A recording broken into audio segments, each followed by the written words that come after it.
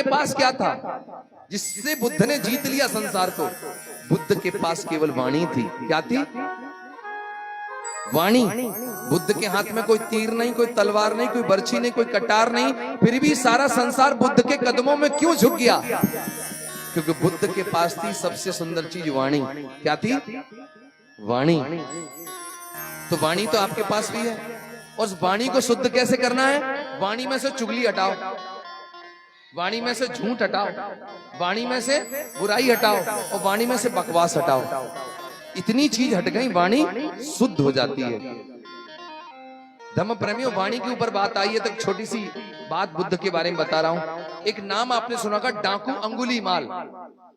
अंगुलीमाल इतना खतरनाक डाकू था, लोगों को मार करके उनकी उंगली काट करके अपने माला में, गले में पिरो लेता था। अंगुलीमाल इतनी हत्याएं कर चुका था कि उसके प्रकोप से, डर से राजा प्रसेनजित की पूरी जनता दुखी हो गई। एक दिन राजा प्रसेनजित बुद्ध के सामने गए, प्रणाम किया, हाथ जोड़ के बैठ गए, कहने लगे भगवान।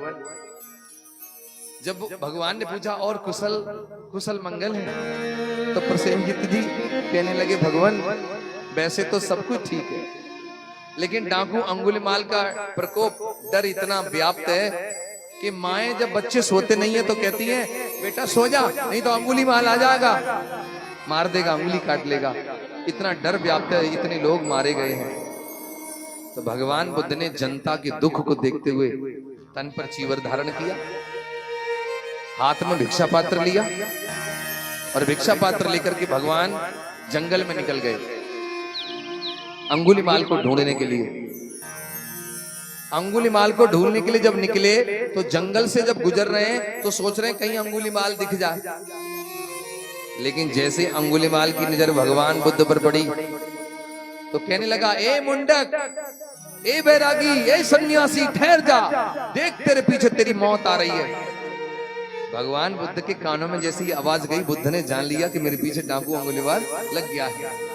तो बुद्ध ने बिना रुके एक बात कही, हे अंगुलीमाल, मैं तो कब का ठहर गया, तू ही नहीं ठहरा है।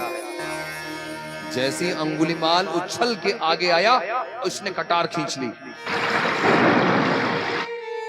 रौद्र रूप, भौएं चढ़ी हुई, आंखें लाल, मटमैले बाल,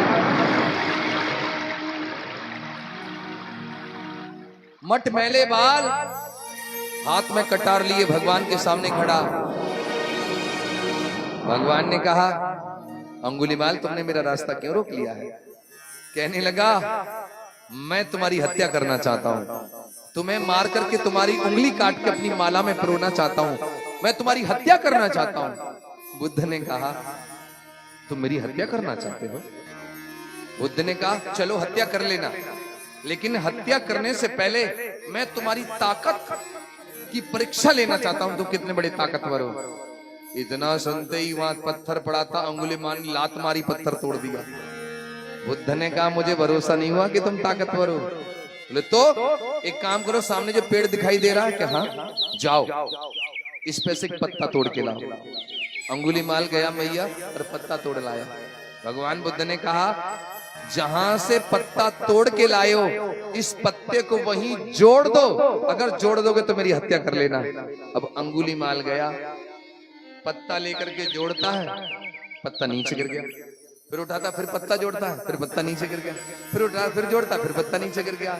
जब पत्ता जुड़ा नहीं तो बुद्ध ने कहा अपनी वाणी से, अंगुलीमाल, जिसको तुम जोड़ नहीं सकते तो तुम्हें तोड़ने का भी कोई अधिकार नहीं है। ये बात बुद्ध ने कही।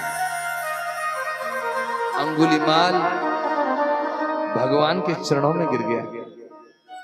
इतनी सी वाणी ने हृदय परिवर्तन कर दिया।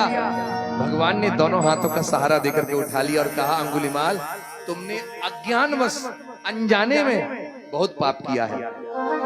अंगुलीमाल, होश में आओ, ठहर जाओ, हत्या कर्म छोड़ दो। वो दिन के ये दिन अंगुलीमाल बुद्ध की शरण में जाकर के बैरागी बन गया और भगवान बुद्ध का उपासक, भिक्षु संघ का सदस्य बनकर के धम्म का प्रचार करने लगा। मैया तो ये बुद्ध की वाणी का प्रभाव देखिए कि अंगुलीमाल नाम का भयंकर डाकू बुद्ध की शरण में आकर के बदल गया, बुद्ध की वचनों से।